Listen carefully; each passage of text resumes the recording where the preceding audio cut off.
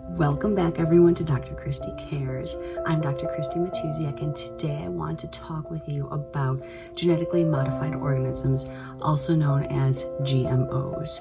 So what are the big deal? What's the big deal about these foods? Why is there such a movement right now to have these things labeled and, quite frankly, maybe even get them out of our food supply?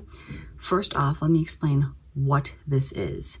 The definition of a GMO is a crop, a seed that has been modified in a lab to either produce its own toxin or to be resistant to toxins sprayed on it. So in theory, this is a great idea, right? So if you engineer something that is producing its own toxin or resistant to toxin being sprayed on it, you're avoiding critters and other bugs and other organisms from attacking it before it's ready to be harvested. Great idea in theory. The problem is, are these toxins that are being sprayed in our crops so frequently safe for human consumption? Monsanto will say yes. Monsanto says that the enzymatic pathway that Roundup and these other pesticides inhibit is safe for humans because it does not affect our cells. And that's true.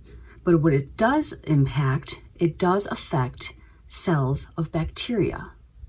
Our gut bacteria is infected. So even though it doesn't affect us directly, it affects us indirectly by killing off our gut bacteria with every bite of food laced with these pesticides that we can consume.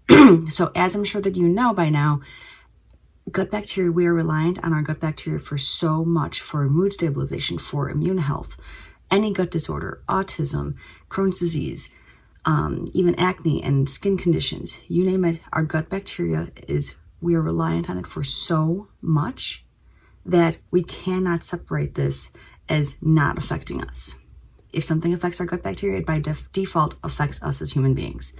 So how can we really navigate through this process? Because 92% of corn, 93% of soy, 95% of sugar, and 93% of canola oil are sourced from genetically modified varieties.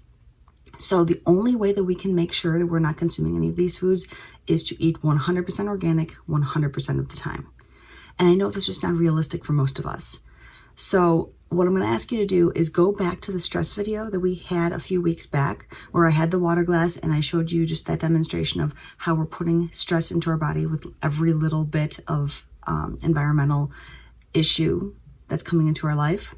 Go back to that video and remember that everything is, our liver is designed to handle certain things and certain amounts of toxins and other issues.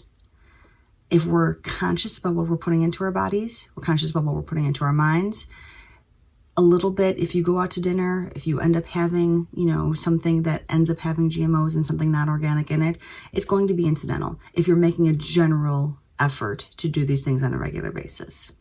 So that's really what I wanted to cover with you today. It's really impossible to eat 100% organic 100% of the time. Even I don't. But at the very least, like those foods that I really quickly mentioned, the corn, the soy, the sugar, and the canola, get those organic at the very least, and you'll be better off for it. Well, like I said, that's about all I have for you right now. If you have any questions, please comment below. I know this is a really big topic. We may visit it in the future if people have more questions and want more information on it. So if you did like this, please subscribe and share with your friends. Next week, we're going to talk about the concept of skin health, and I can't wait to share some of that information with you. So until then, Dr. Christy Matuziak here with Dr. Christy Cares. Have a fantastic day and a healthy life.